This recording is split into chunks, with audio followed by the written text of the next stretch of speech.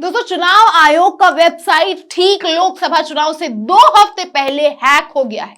जी दोस्तों, खबर आई है, पहले तो आम आदमी पार्टी की उम्मीदवार को खूब गाली दी गई, फिर कहा गया कि वेबसाइट हैक हो गई थी इसलिए गाली निकल गई।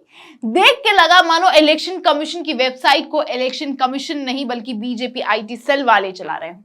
क्या है पूरा मामला, जानने के लिए आपको वीडियो के अंत तक हमारे साथ बने रहना होगा और चैनल को सब्सक्राइब भी करना होगा, नहीं तो हम आप तक ऐसी खबरें नहीं पहुंचा पाएंगे। तो फटाफट वीडियो देखने के साथ साथ देश नीति को सब्सक्राइब कीजिए और बेल आइकन को भी दबाना बिल्कुल मत भूलिएगा। नमस्कार, स्वागत है आपका देश नीति में।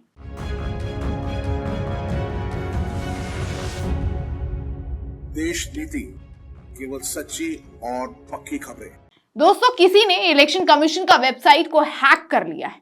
चुनाव सामने है और 2 हफ्ते ही बस बचे हैं और ऐसे में दोस्तों आम आदमी पार्टी के नेता ने जब इलेक्शन कमीशन के वेबसाइट से परमिशन मांगी रैली करने के लिए, तो जवाब में इतनी गंदी गाली लिख के रिजेक्ट किया गया कि वो देश नीति आपको बता नहीं सकता, ना ही एग्जैक्टली दिखा सकता है। डर करके शायद हम आपको जरूर दिखा पाए, लेकिन आप ये खबर पढ़िए। आम आदमी पार्टी ने मांगी रैली की परमिशन तो लिखी आपत्तिजनक बातें, ईसी ने कहा हैक हो गई थी वेबसाइट।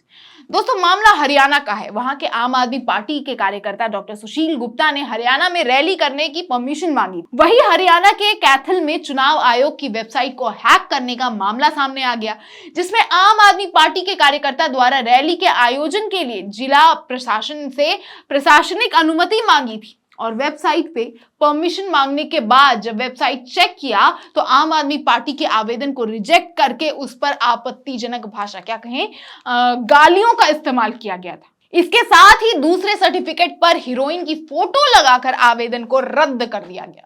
अब इस मामले में जिला प्रशासन ने संज्ञान लेते हुए एआरओ यानी असिस्टेंट रिटर्निंग ऑफिसर ब्रह्म प्रकाश ने तुरंत प्रभाव से 5 कर्मचारियों को निलंबित कर दिया और इस मामले की जांच के लिए उन्होंने पुलिस को पत्र लिख डाला। सोचिए दोस्तों, इलेक्शन कमीशन जो कि देश में आजादी बरकरार रखने वाला एक महत्वपूर्ण संस्थान है, जो चुनाव आयोजित करता है, जिसके भरोसे देश का संविधान चल रहा है, देश का लोकतंत्र चल रहा है, उसका ऑफिशियल वेबसाइट हैक हो जाता है। जैसा उन्होंने बोला, किसी पार्टी के परमिशन को रिजेक्ट करने के साथ साथ आपत्तिजनक शब्दों का प्रयोग किया जाता है और बताया क्या गया है कि पासवर्ड किसी अंदर के व्यक्ति के किसी बाहरी को शेयर कर दिया था। मतलब दोस्तों, आप समझिए कि आम आदमी पार्टी के लिए ऐसे शब्दों का प्रयोग किया गया है बस परमिशन रिजेक्ट करने के लिए।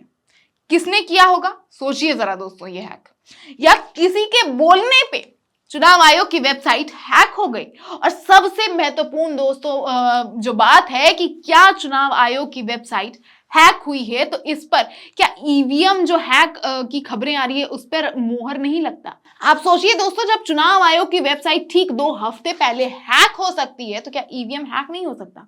चुनाव आयोग ने खुद इस बात की पुष्टि की है कि हाँ, हमारा वेबसाइट हैक हो गया था। तो क्या वेबसाइट को जैसे हैक करवाने वाला इनके मुताबिक ही इलेक्शन कमीशन के अंदर का ही कोई था, तो ईवीएम हैक करवाने वाला भी कोई अंदर का नहीं हो सकता। वहीं अतिशी ने भी ट्वीट कर चुनाव आयोग को दिए गए कंप्लेंट पे आपत्ति जताई। उन्होंने बीजेपी के बड़े बड़े होर्डिंग्स पर अपनी आपत्ति जताई थी। उन्होंने आचार संहिता के उल्लंघन के तौर पर उन्होंने ईसीआई को कंप्लेंट दर्ज किया था, लेकिन 1 दिन होने के बाद भी उनके इस कंप्लेंट पर कोई एक्शन नहीं होता है। तो वो लिखती हैं ट्विटर पे कि कल सुबह 11:30 बजे आम आदमी पार्टी दिल्ली भर में लगाए गए आपत्तिजनक होर्डिंग्स के खिलाफ भारत चुनाव आयोग में शिकायत दर्ज की गई है। 24 घंटे से ज्यादा हो गए हैं लेकिन ईसीआई बीजेपी को कोई नोटिस जारी नहीं किया। क्या नोटिस केवल तभी जारी किया जाता है जब भाजपा शिकायत दर्ज करती है।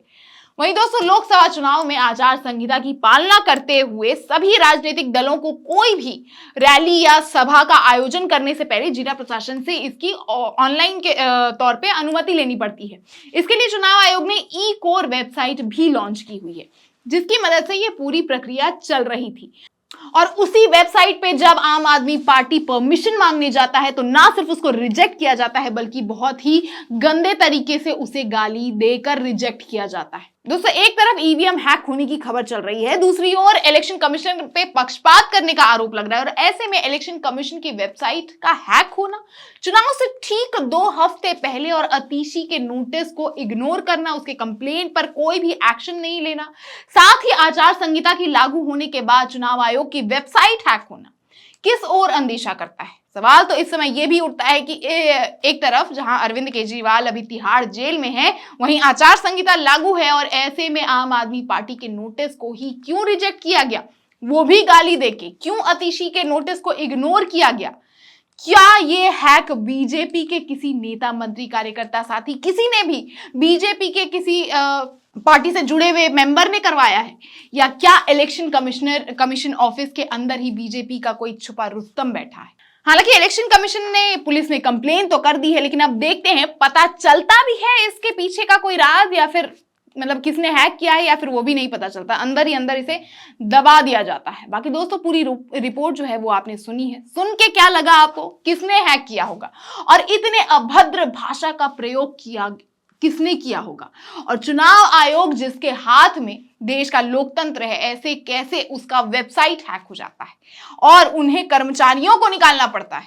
अपने विचार, अपनी राय हमें कमेंट बॉक्स में जरूर बताएं और देश नीति को सब्सक्राइब करें, फेसबुक और इंस्टाग्राम पे फॉलो करें और ज्यादा से ज्यादा वीडियो को शेयर करें ताकि हम आप तक ऐसी खबरें पहुंचाते रहें। हमें यूट्यूब पे थैंक्स ऑप्शन के माध्यम से सपोर्ट करें, चैनल से जुड़ें और ऐसी तमाम खबरों को देखने के लिए देश नीति को देखते रहें। मिलते हैं अगले वीडियो में, तब तक के लिए हंसते रहिए, मुस्कुराते रहिए। कुछ वक्त की बात है, कुछ हिम्मत की दात है। तुम डटे रहना, तुम जीतते रहना, तुम बहादुर हो, बस ये याद रखना। धन्यवाद।